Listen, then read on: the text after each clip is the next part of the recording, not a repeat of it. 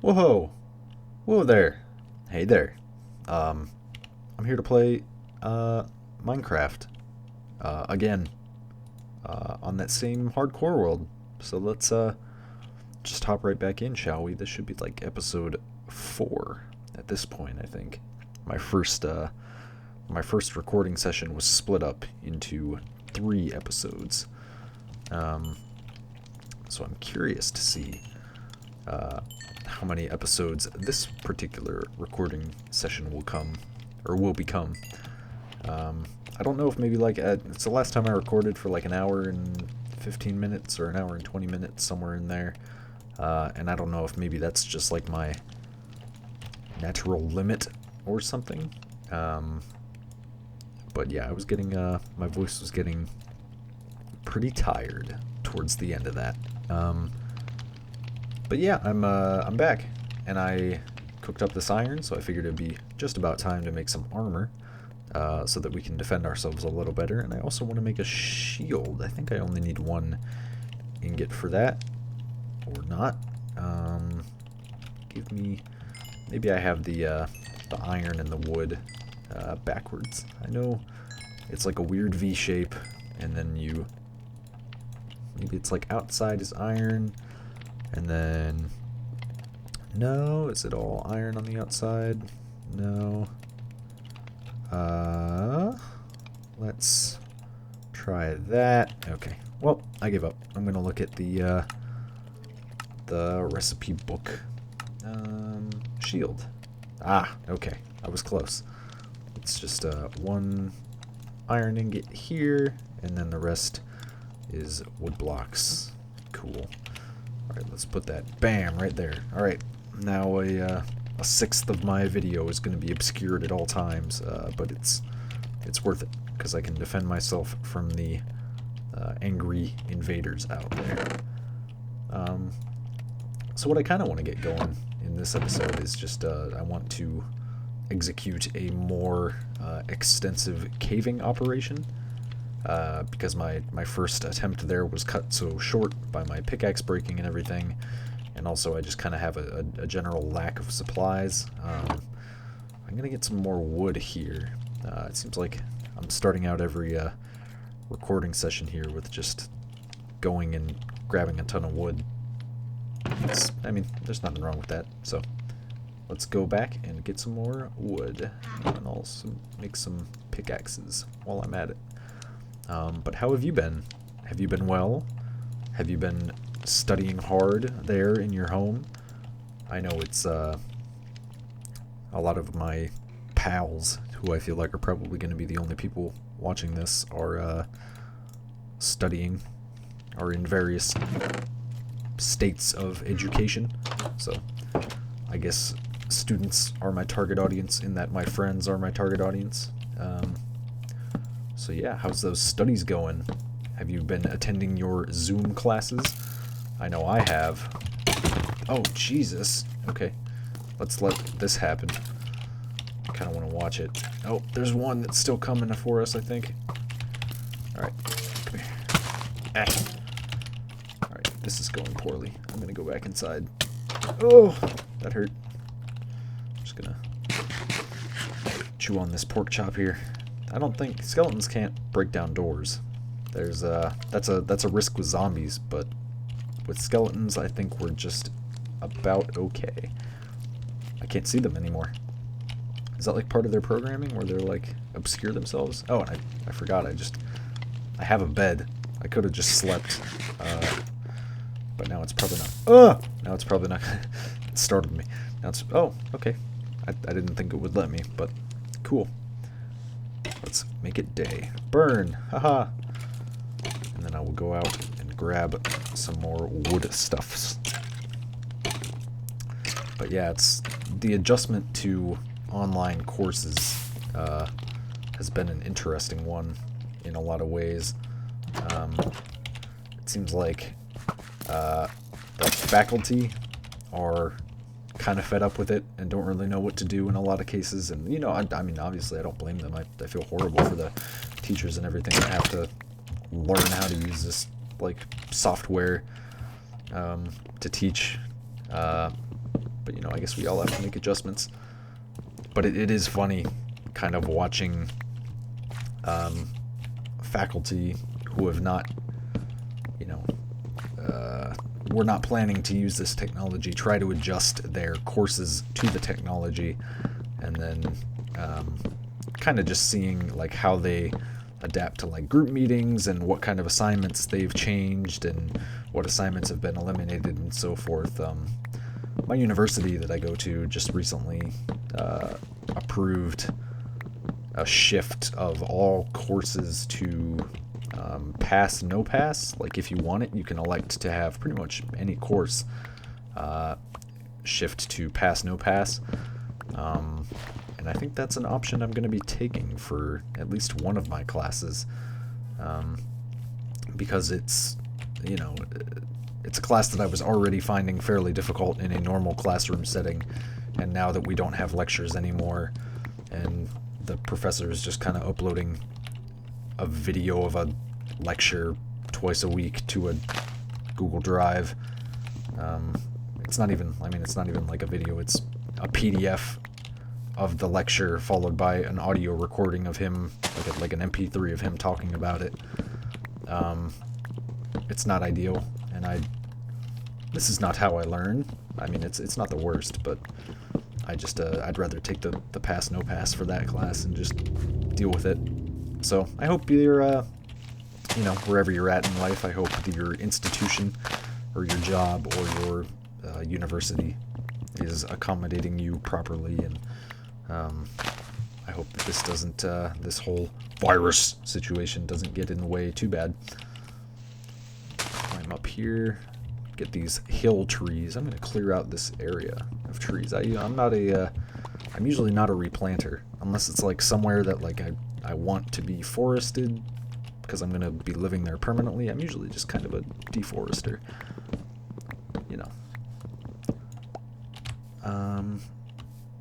Alright, I think I've got enough wood now that I can be satisfied for a proper caving expedition. Let me go back in here and I'll prepare some torches, and I've already got pickaxes lined up, but I will need torches here. I'm going to use the birch logs to make the torches, because who needs birch logs? I don't need birch logs. I'll make 64 stack of torches, or 464 stacks, whatever. It's about the same. It's only a 400% difference. I'll bring the shovel still, stack up my torches here. Do I have enough food that I think could last me for a good expedition? I'll have to take a look in the chest, see what I have. I think I just have some like assorted meats. I'll bring pretty much all of my assorted meats here, and I can, I have them assorted in the way that is going to free up inventory slots the fastest. Let me deposit everything that I'm not going to be bringing, that I won't need. Probably won't need the axe unless I come across some kind of abandoned mine shaft, but even then I can just punch through it all. I bring the wood just because in case I need to make more torches, or I need to, I don't know, make another pickaxe to get out or something like that. I don't need both piles of wood though. I'll just bring the birch wood, because that's the wood that I don't care to build with. Other than that, I think I should be alright. Cool. Let's go a cavin'. Let's go, as Mario would say. It's also I'm recording this on the 30th of March, so it's probably going to be a little bit before this episode actually goes out to you there on the internet. Just because I don't know, I had another hankering to play more Minecraft, so that totally hit my shield. You cannot sneak around me like that. See? But I had a hankering to play Minecraft again, and I mean, it's gonna be a little while between when I record these and when they upload, probably, just because one recording session pumps out a lot of episodes, and then I also have some other more busy times coming up in my life, so I'm kind of trying to record like a little bit of a backlog here, just so it's not, so I don't just suddenly go dark at some point. But these should be coming out every day, and yeah. But anyway, I'm recording this on the 30th of March, and today I saw a story saying that for the 35th anniversary of Super Mario Brothers, or just the Mario franchise in general, they are releasing a bunch of the Mario games onto the Switch. Like I think they said like Mario Sunshine and Mario 64, and Galaxy. So that's extremely exciting. Those are all, well, 2 of those 3 are good video games. I will leave it up to you to determine which one of those is a bad video game. But out of Galaxy, 64, and Sunshine, there is one atrocious video game in that mix, and the other 2 are excellent. So that'll be up to you to leave a comment about which Mario game you think is the bad one, or I think is the bad one. That's even better. Get this coal here.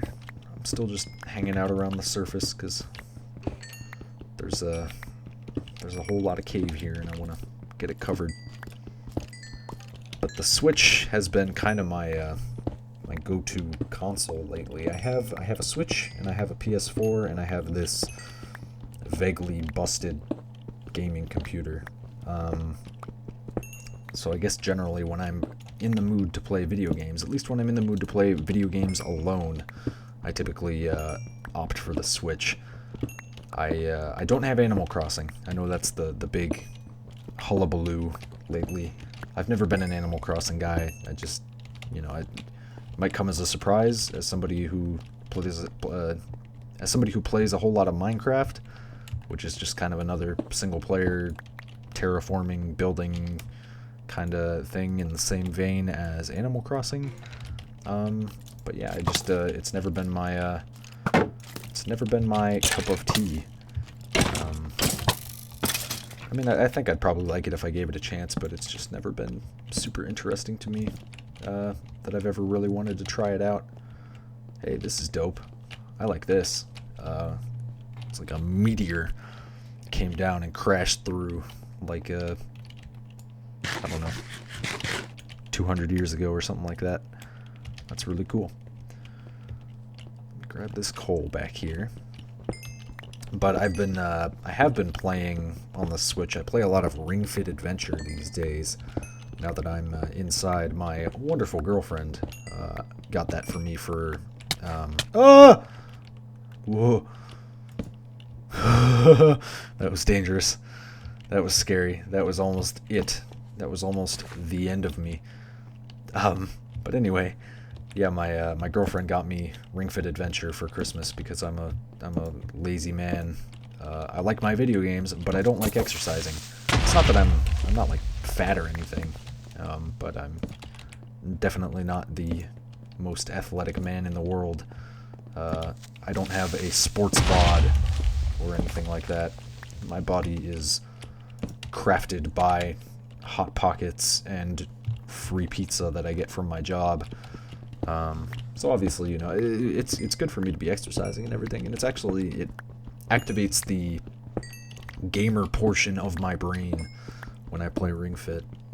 It's got like levels and a skill tree, and it's constantly kind of unlocking these, I don't know, new twists to the game, and it's got levels, and I don't know, it activates my gamer hole. It sets me a-tingling when I play that game. So, you know, it's real nice, and I would recommend if you can get your hands on it, because I hear that it's a rare commodity these days. If you're stuck inside and you feel like you want to do something exercisey, but you don't want to give up your coronavirus allotted gamer time, Ring Fit Adventure might be the choice for you. I've also recently I've been playing on the Switch Pokemon Mystery Dungeon DX. It is a remake of the Pokemon Red and Blue Mystery Dungeon games that came out like way back when. Pokemon Blue Mystery Dungeon was like one of the first video games I ever owned, because the first system I ever owned was a Nintendo DS Lite, and then I remember very shortly after I got that, Pokemon Blue Mystery Dungeon came out, and I was a big fan of the Pokemon cartoon. I was a real mark for that. So when Pokemon Mystery Dungeon DX came out, I was a big hype for that, because I really wanted to relive that game from my childhood. And it's great. I played about 23 hours, something like that so far. And I beat like the main story, but there's a whole lot of post-game content that you can go through and beat a bunch of different legendary Pokemon, stuff like that. So I'm looking forward to getting back into that, maybe even after this recording, and working on some of that content, because it's a really fun game, and I strongly recommend it to anybody who has any interest in it, whether or not you've played Pokemon Blue or Red Mystery Dungeon. It's a really good game, just kind of on its own. Of course, you have to be a fan of like the Mystery Dungeon format, which is kind of a, it's like a procedurally generated dungeons. You go in there with your Pokemon and you like rescue other Pokemon. It's kind of a simplistic system, I guess. Like, it's not very complicated. So, but yeah, I strongly recommend it. Young or old. Let's check out over here. Oh, I've been here, apparently. Or I've been in this part of the cave. We'll see where that connects. I also, on my Switch just recently, I use my Switch a lot. I've also, I played Curse of the Obra Dinn, or Return of the Obra, I can't remember. The Obra Dinn. I played Obra Dinn on the Switch just recently. I've never played it before. It was really good. I like the graphical style is just amazing, and so is the audio, like the music and the voice lines are all great. So I had a really, really good time with that. Yeah, it's just great. I've been having a kind of a gamer renaissance lately. I've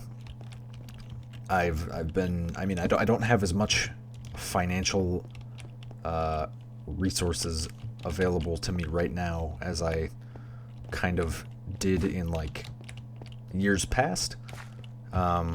So I've been kind of like, I set up a spreadsheet, and that spreadsheet has all of the video games that exist in my backlog, and I think it's something like 70 games that I have that are in varying states of I've started them but haven't completed them yet, or like I own it but haven't even started it, and there's even some that like I know for sure that I want to play but I haven't purchased them yet.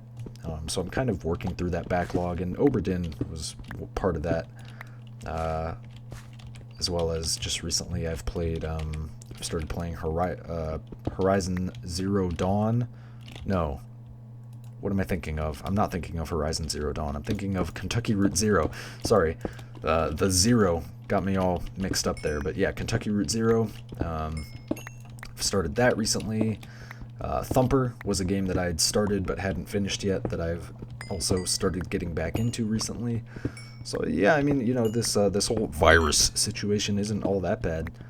I've been getting a whole lot of gamer time, which is pretty cool. And I hope that you out there, leave a comment if you've been playing any good video games recently. Let me know, and I'll probably mention you eventually whenever I see it. All right, let me figure out how to get back down into the deeper recesses of this cave. It's like over here, and then yeah, okay, excellent. Let's keep on exploring. You, yeah,